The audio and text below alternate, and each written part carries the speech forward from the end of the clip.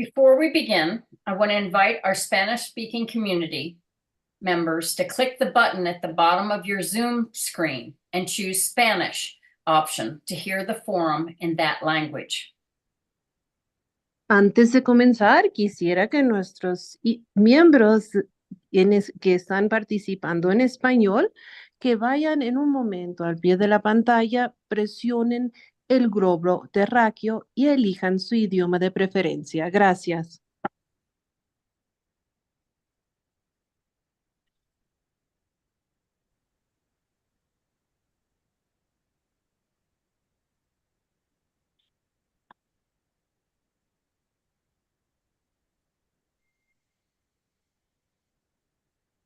Welcome to the State Senate District 18 Democratic Primary Candidate Forum, sponsored by the League of Women Voters of Boulder County. My name is Josephine Porter, and I will serve as your moderator tonight. The League of Women Voters is a nonpartisan political organization. For over 100 years, we have encouraged informed and active participation in government and influenced public policy through education and advocacy. To remain nonpartisan, the League never supports or opposes political candidates or political parties. We are pleased tonight to have as our Spanish language interpreter, Rosabelle Rice. Now to the forum.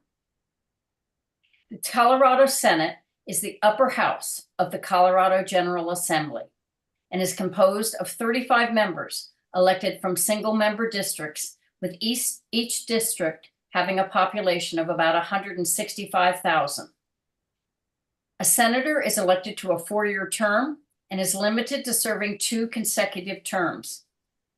The legislative session begins no later than the second Wednesday in January and lasts up to 120 calendar days. District 18 includes the city of Boulder, and also includes a segment of Boulder County east primarily to 95th Street and the outlying Boulder County communities of Louisville, Superior, Gun Barrel, and Niwot. The format for tonight's forum will be as follows. Each candidate will have 1 minute for an opening statement. We will then ask questions, and as many questions as time permits. Questions have been submitted electronically to the League by the community and reviewed by our League of Women Voters volunteer screeners. For most questions, each candidate will have up to 1 minute. However, I may expand the time to answer the question depending on the question.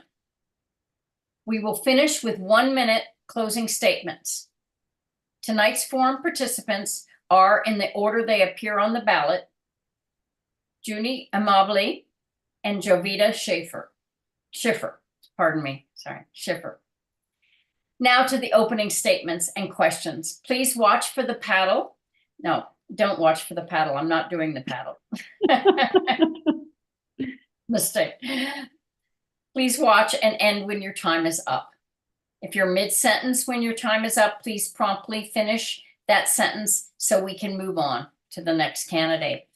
For our opening statements, we will begin with candidate Amabile. Thank you so much to the League of Women Voters and to your dedication to educating voters and to voting rights. It's really made a big difference.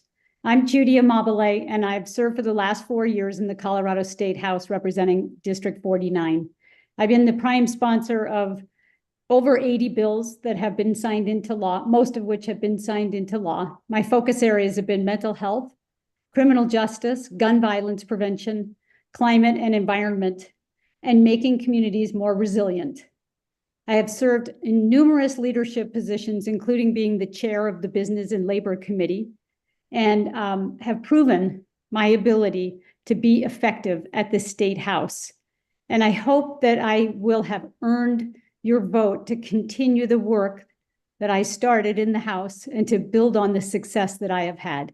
Thank you so much. Candidate Schiffer.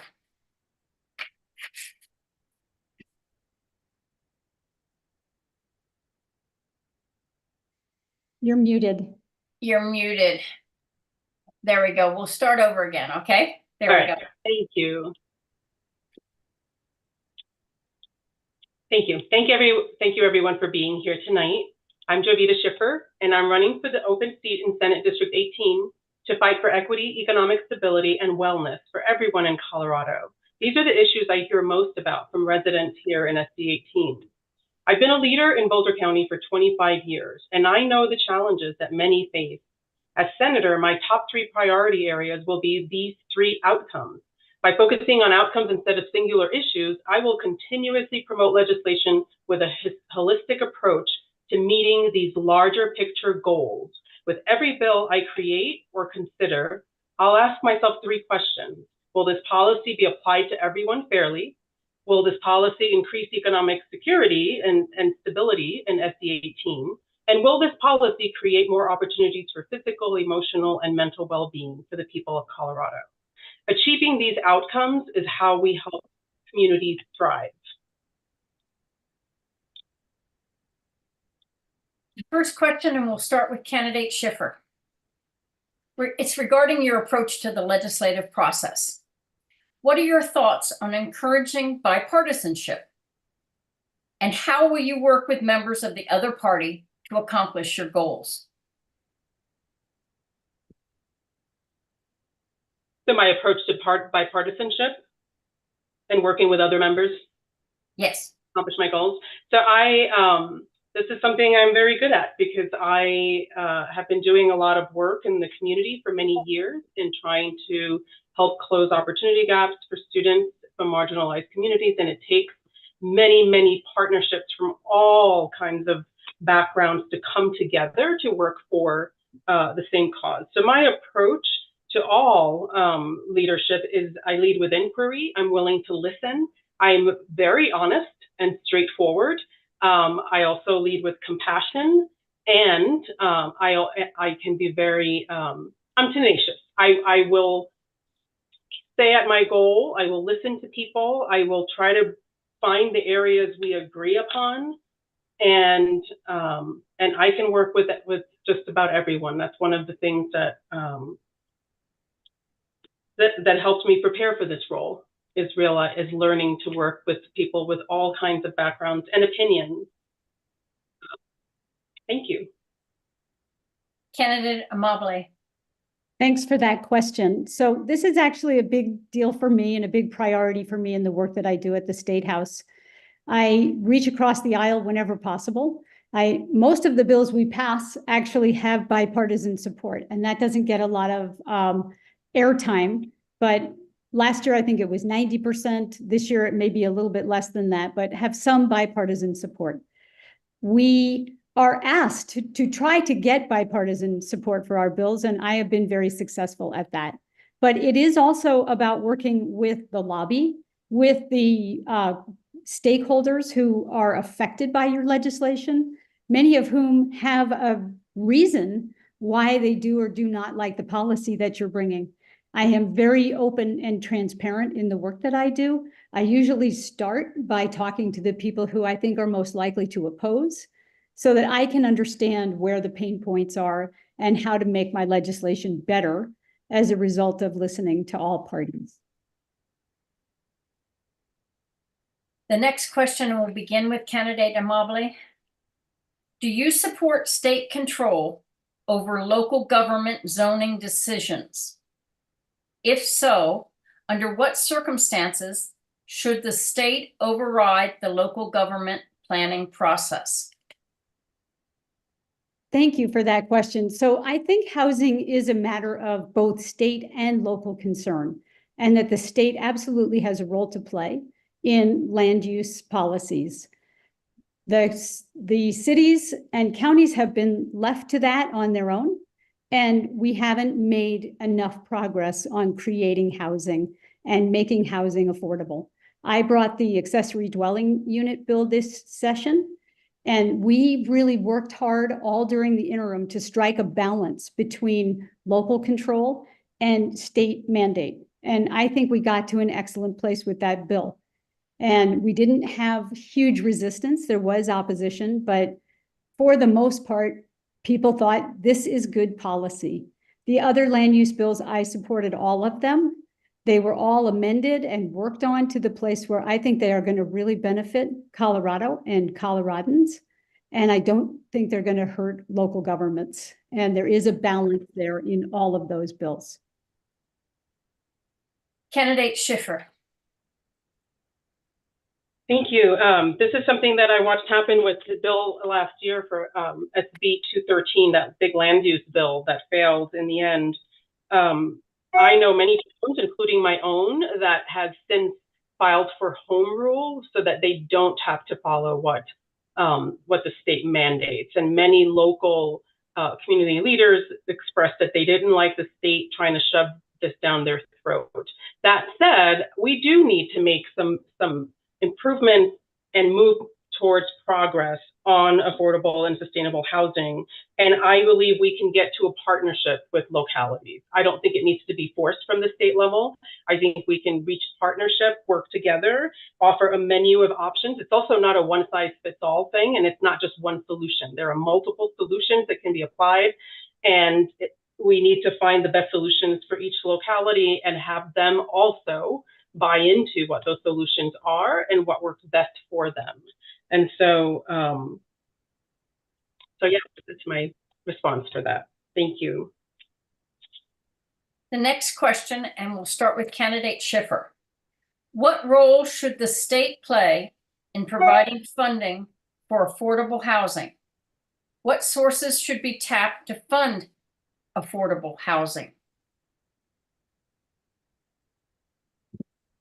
I think that the state should provide funding for affordable housing in conjunction with other forms of funding, including local funds. One thing that I'm very excited about is that now, and I'm still learning about it because it's pretty new, but we are now able to tap into Medicaid funds for housing, which could really help us create more solutions, more opportunities. I know from a federal standpoint that has recently been announced, and I wonder how we could create legislature from the state level that would allow us to utilize those funds, because housing is a fundamental need. It's a basic need for people to be well, and I'm so glad that our federal government is recognizing that it's part of healthcare. It's part of having shelter and a home to live in. Is part of taking care of our health and our well-being.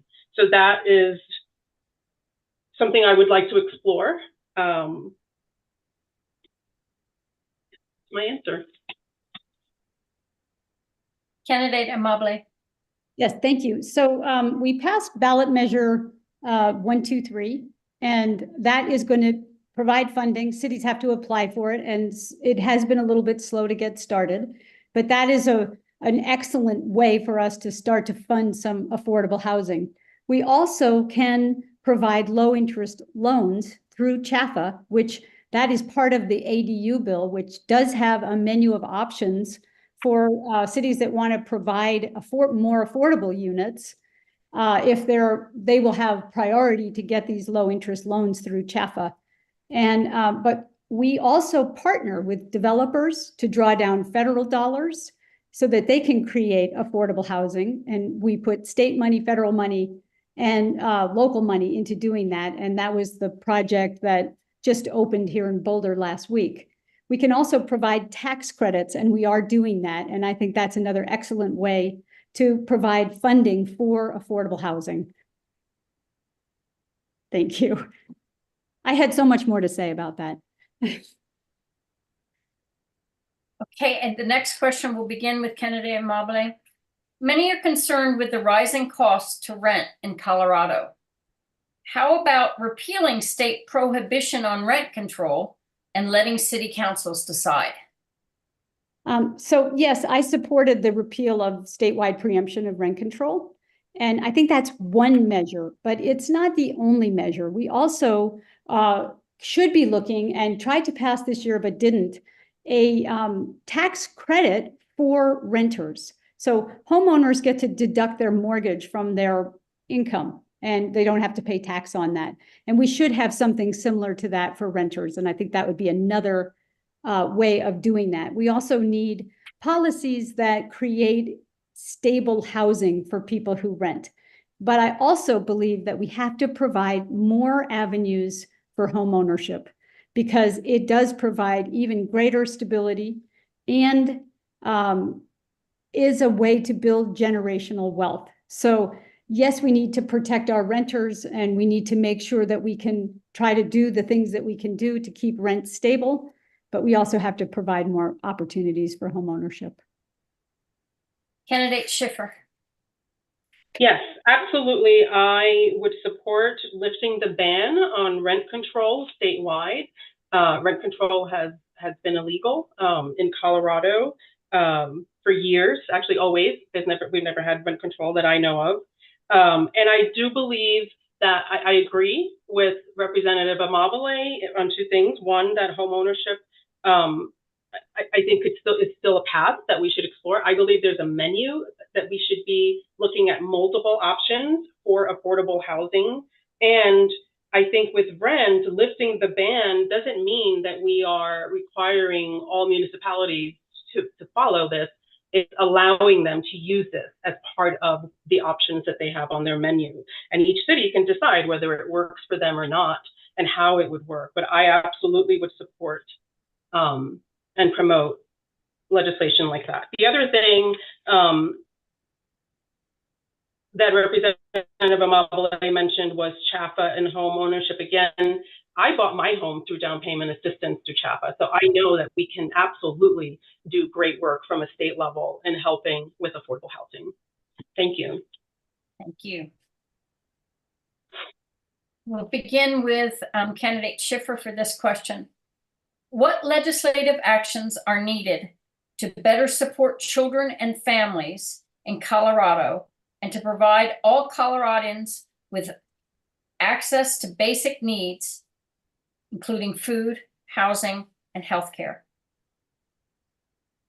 Well, this is the work I've been doing for 12 years in working with underserved families, trying to help them improve their outcomes.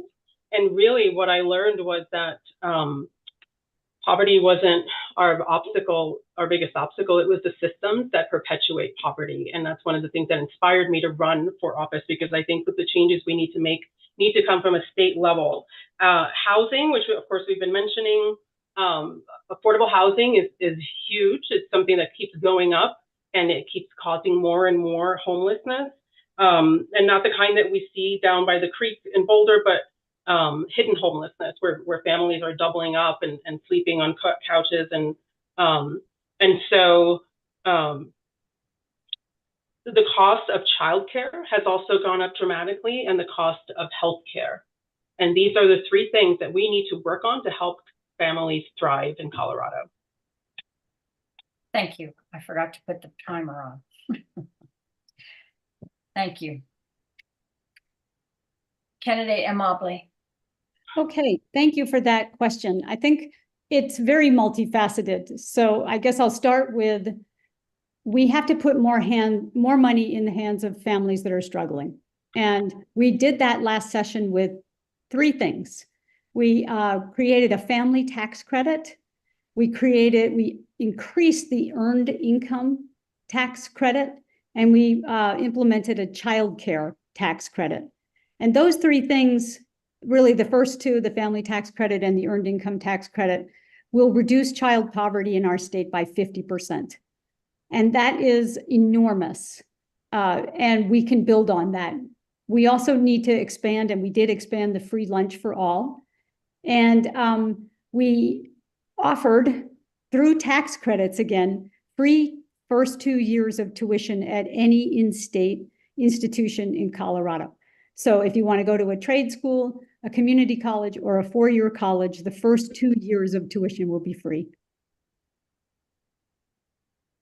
The next question, we'll start with candidate Amabile. What do you consider a fair and equitable tax system for Colorado? What changes would you make in the current system, including revenue sources? So I think we need a progressive income tax. And I will say that with the current governor, we're not actually moving in that direction. We're moving in a slightly different direction, where we, this session, reduced the income tax rate for everyone. I also think that sales tax is regressive, and we should not be leaning so heavily on sales tax. And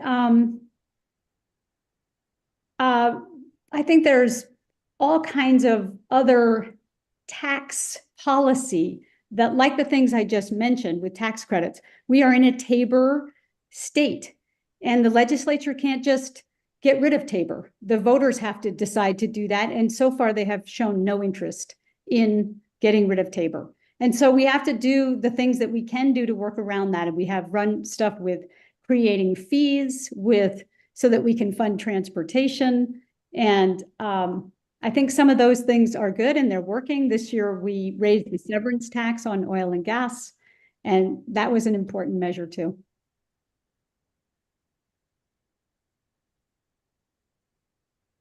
Candidate Schiffer. Can you repeat the question for me, please? Yes. What do you consider a fair and equitable tax system for Colorado? What changes would you make in the current system, including revenue sources? So I think that I think it should be a progressive tax system in that the tiers actually reflect the income that people make. I personally, as a middle income single mom, feel every raise I get does not I actually pay more taxes and get less to take home because of the disparities in the way our federal taxes are formed, but also in the state tax. I think Tabor is something that legislators I hear often aren't willing to take it on. And I have heard many people, especially in SB 18, I've been running for a year and have spoken to thousands of people. And I've heard mixed feedback on Tabor. I have heard from single moms, and I'm one of them who we benefit from Tabor and getting some money back. And I also think that there are people that don't need it as much, and we could be using it for other things. So I think that we could find a balance on Tabor, and I'm willing to take that on. The next question will begin with candidate Schiffer. Should the influx of migrants into Colorado, especially to the Denver area, be aided at the state level rather than depleting the funds of the cities bearing the brunt of their costs? If you say yes, how is that best handled and funded?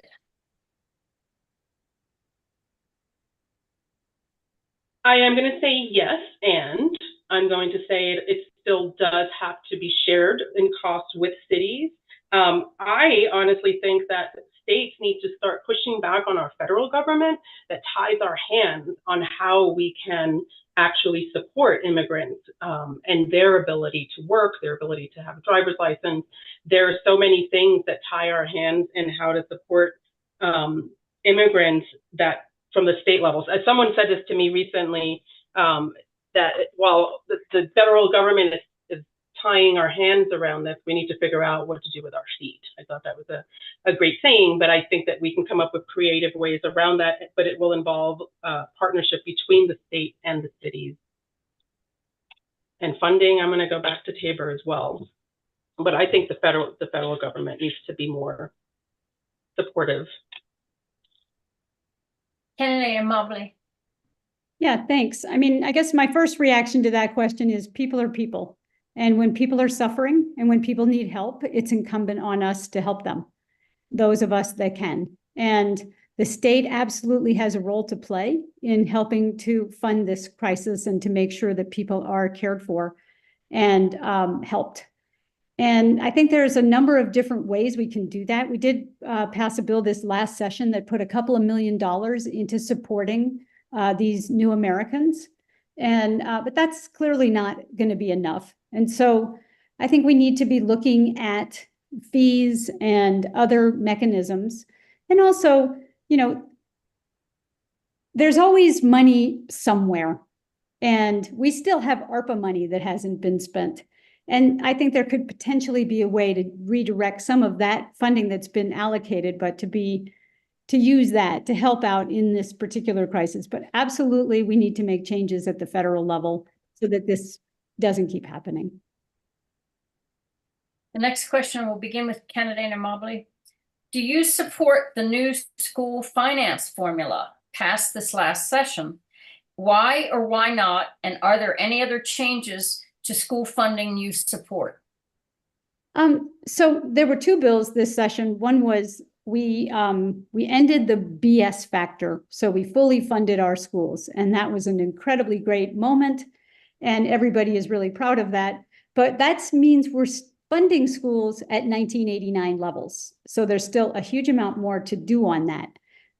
Then we also changed the school funding formula. And I think it was necessary for us to revisit the school funding formula. And in the end, after quite a few amendments were made, which I pushed for, and as did others, I think we got to a good place. And there is an equity problem across our state. I have a big, diverse district. It isn't just Boulder in my current House role. And, you know, I represent a school district in Jackson County where raw sewage runs down the halls because they have this old building and they don't have any money to fix that. So we absolutely need to create more equity in our school funding. And I think we got to a good place with the bill. Candidate Schiffer. So I'd like to start by saying we are not fully funding schools. I think this is a great start, and I think we needed to make a change. My job for the last 12 years has been around creating more equity and closing opportunity gaps for the children that need additional opportunities and support in a system that really wasn't designed for them to thrive in. And so I think this is a good start, but we are still $2,000 short per student just before even this bill was passed. So this is kind of adding extra funds to something that didn't have original funds that were adequate. No one really knows exactly how this bill will impact BBSD and with regards to teacher salaries or student outcomes. My screen just froze. Are you still there? Yes. Okay. So I can't see the timer. My screen is frozen. And so I think it's a good start. My salary has always been covered by grants. That's why I say we're not fully funded until jobs like mine are part of a school budget. And then I don't have to apply for millions of dollars of grants just to help give kids what they need to be able to access their education. Is there something we can do to help you be able to see the timer? No, I'm going to, I need to reset my monitor, but I'll be, okay, you can go ahead and proceed. I'll catch up with you. I'll fix it. Okay, well, let us know if there's anything that we can do on this side, because you're going to be answering the next question. Oh, okay. You can't proceed without me. Okay. All right. I'm back. You ready? Okay. Do you think the legislature has any role in legislating the process or parameters for removing books from schools and public libraries?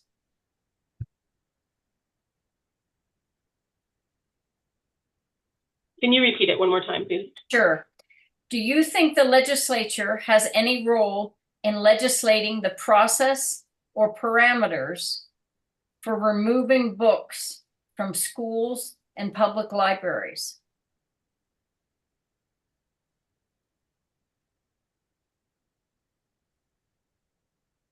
I'm not sure. This is an issue that's so controversial, and you know, one of the things that I learned working in education for so many years was even when you have legislature that is controlling any part of education, and I'm thinking of removing books from school systems, that while there may be rules that are put out there by the Colorado Department of Education, and there may be legislature around that, it's only in the last few years that we realized we don't even know how to enforce it. Like when we have schools down in Colorado Springs that refuse to accept the curriculums that are mandated, I have contacts at the CDE that tell me like we're facing times now that we can have all the legislation in the world, but how do you enforce it? So the first thing I would think about in in considering such legislation is how do we enforce it? What are the consequences of whatever it is that we require? Candidate Amabile. Yeah, so this came up this session, and there were two bills. The first bill was really a mandate on schools to do things in a particular way that I think most of the schools didn't feel like was workable. And that bill was postponed indefinitely. And then another bill was brought forward that was a lot more sort of, let's study this, let's see if we can figure out the right way to do it, and let's be thoughtful about how we do it, because every school district might have different ideas about how to do that, but also we have to make sure that all kids have access to learning materials and to books, and to be able to read about people who look like them and who are going to help them do well in life. So I think it is absolutely a matter of statewide concern. I'm not sure that we've hit on the exact right solution. I think it's worth investigating. And I agree with Jovita that this is something that has to really be carefully thought through. And we have to figure out how we're going to make it happen and how we're going to enforce it. Thank you. We'll begin. This question will be with candidate Amabile. What improvements would you advocate at the legislature to improve mental and behavioral health support and care?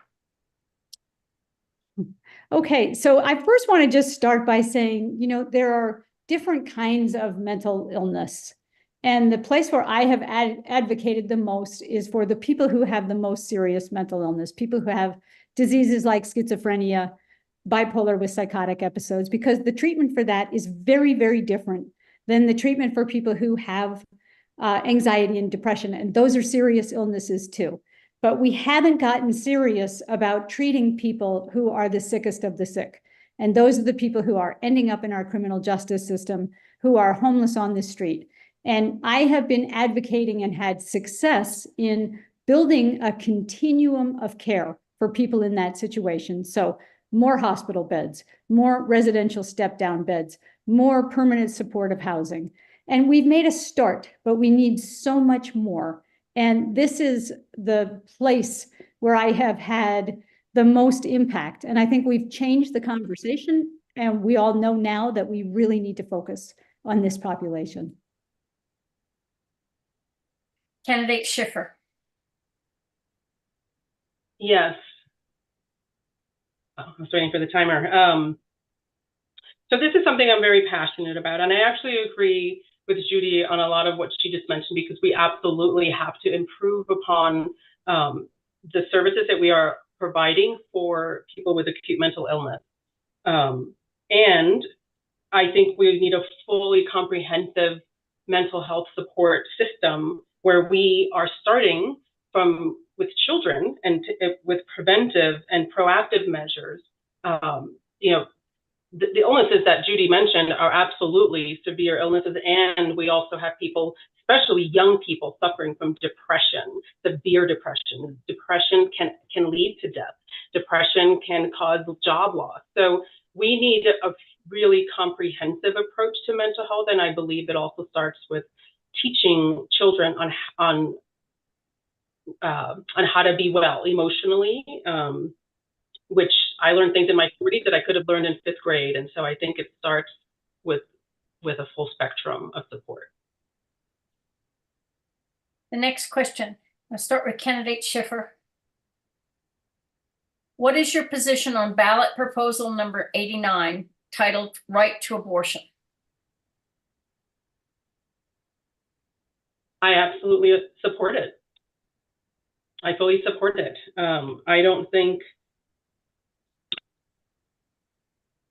I think having reproductive rights it's a travesty that we are regressing, and this is something that people fought for so long. And my communities, especially people of color, people from marginalized communities, are impacted most when we take away access to abortion and reproductive rights. And so I absolutely support it 100%.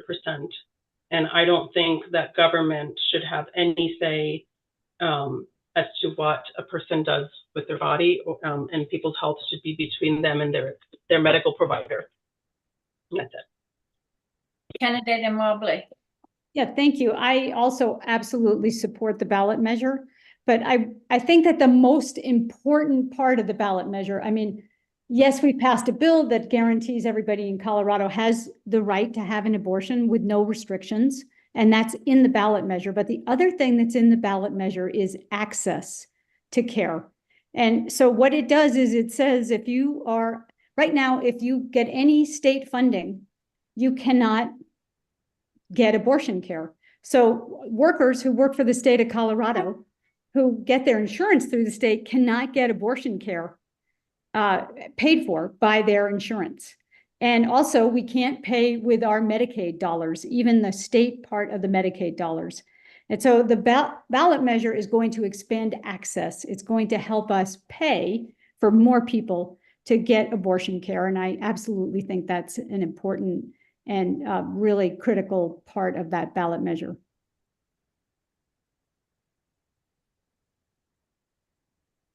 The next question. What measures would you support for Colorado to deal with the climate crisis and to work toward climate resilience? Thank you. I have spent a lot of effort on, particularly on resiliency. So I represented Grand County when they had the East Troublesome fire, and I currently represent Marshall and during the Marshall fire. And so I have worked a lot on insurance regulations and policies so that people understand what they're getting, they get what they think they're getting, and they have the coverage that they need. But also we provided grants for resilient rebuilding and for sustainable rebuilding. And we opened up the Office of Climate Resiliency. And we also provided people with tax credits for their rebuild costs. And this session, we added a couple of more things about people whose homes are damaged by smoke, and for people who are having trouble getting payouts from their mortgage companies that have received the funds from their insurance companies. And that's just a few things, but that is where we see the climate crisis come home. And that is how we know that we really have to focus on resiliency. Candidate Schiffer. So I agree with Judy that resiliency is absolutely important. And I think also it's mitigation. So it's mitigation and resilience. Mitigation is still continuing to try to reduce greenhouse gas emissions. We can't stop trying. And we have to also see where we can adapt to a fast changing climate. My home almost burned in the Marshall fires. And one of the things that I think we also need to work on is how can we be more resilient around these climate changes? How can we survive them and make sure that that minimize the risk, the damage that they're causing? I sat in for 90 minutes when evacuating my home in Superior. I sat for 90 minutes in gridlock, waiting to get out, wondering if we would make it out, because there was no evacuation plan to clear Superior out. And I think that's part of adapting. That's part of preparing. My screen went frozen again, so please let me know when my time is up. But having lived through the Marshall Fire was actually one of the things that inspired me to run as well, where I think we need to really work towards more resilience, better emergency evacuation plans, building with fire-resistant materials. You know, I'm watching wooden fences go up still, and wooden fences is what actually caused the fire to jump from house to house. And so I think from a legislative perspective, we could absolutely have policies that support the mitigation and adaptation. Thank you. Thank you. Sorry about that. That was my fault. That's okay. Yeah. And this will be our last question. For the next legislative session, what would be your top 2 priorities that you would be advocating for were you to be elected to the state Senate? And we will start with candidate Schiffer.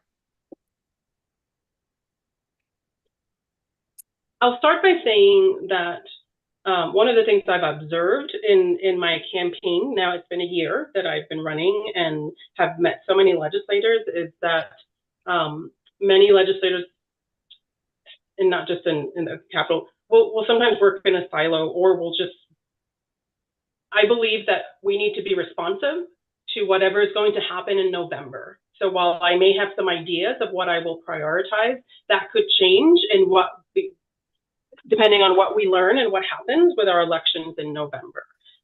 Education is at the forefront. I want to see how this bill is going to work with the finance. Right now we have two bills actually working against each other: a property tax bill that reduces property taxes, and then this education bill that actually relies on property tax. And so I'd like to see how that will work out. Rent control ban, I think, is important to lift. I'll stop. Candidate Mobley. Thank you. So next session, I have already been working on legislation that has come from the work that I've already done. One area is we have a plan for reducing our greenhouse gas emissions by 85% by 2030. And I want to bring legislation next session that will get us to 100% by 2040. So that will be one thing that I'm working on. Then last year ran a bill called Pathways to Care, and that is about how do we get people off the streets and into treatment. And we asked for a study, and the results of that study are back now. And we are meeting already to try to figure out what is the legislation that we're going to bring as a result of that Pathways to Care study. And what we have settled on so far is to really start at the top, at getting people who are sick into care before they enter into the criminal justice system and before they become homeless. And then the third thing is I've been working a lot on criminal justice reform, and I have a heart for kids who are caught up in the criminal justice system. And I have a bill that I'm working on for next session that didn't make it a year ago, but I think we have some ideas about compromise so that we can get that bill over the line. Thank you. Okay, for our closing statements, we have 1 minute, and we'll start with candidate Mobley. Thank you. So I think a lot of people know my story. I have a son who has schizoaffective disorder, and seeing and trying to get him into care and not being able to ever get him the care he needed, and to watch him become homeless, to suffer from drug addiction, has been the heartbreak of my life. It is a bomb that goes off in your whole family. And that has motivated a lot of the work that I've done. And there are thousands of families that are in my situation. And I've made real progress on that. But I have also made real progress on gun violence prevention, on criminal justice reform, on climate, and so many other things. And you don't do anything all at once. And I have been building on the progress that I have made. And I hope that you will all allow me to go back to the Senate so that I can continue to build on the work that I've done. And I would love to have your vote. Thank you. Candidate Schiffer. Thank you. I'd like to thank you for having this event and for organizing it. I know there's a lot of work that goes into that. I'll leave you with a personal story that is why I am running also. In 2012, I lost my home to foreclosure. I was going through a divorce and trying to stabilize my finances at the time, and it was devastating. It was devastating to watch my kids lose their home. And it took me 8 years to rebuild my finances to the point where I could buy a home again. And then a year later, I almost lost it in the fire. And so I think that we need people in legislation that have actually lived through the impact of policies that don't work, or systems that aren't working for everyone, because no one's going to fight harder for something like housing and economic stability than someone who knows what's at stake when you don't have it. And so I am eager to get to the Capitol and make sure that everyone in Colorado, especially children and families, have what they need to thrive. Thank you. In closing, I want to, on behalf of the League, I want to thank our candidates. And it's not only for your participation in tonight's forum, but for your participation in the democratic process. Running for office and serving as an elected official is very hard work, and we really appreciate your efforts. And finally, we want to give a great thanks to the Boulder County voters participating as viewers. It's up to us to make sure we respect and work to protect our democratic processes. Too many people have struggled to win these rights for us not to use them. And it starts with being an informed and active voter. Before signing off, I'd like to alert voters that tonight's forum, as well as many others, will be available at the League's website. That's lwvbc.org, and also on our YouTube channel for the League of Women Voters of Boulder County, and vote411.org. Vote411.org is the League's premier voter information guide that supplies nonpartisan information on state and local candidates, ballot issues, and other questions, and much, much more. Resources available on Vote 411 are available in both Spanish and in English. The League of Women Voters works throughout the year to help empower voters and defend democracy. If you want to lend your name and your time and your skills to encourage civic engagement for all people in a nonpartisan manner, please join us. All the information you need is at lwvbc.org.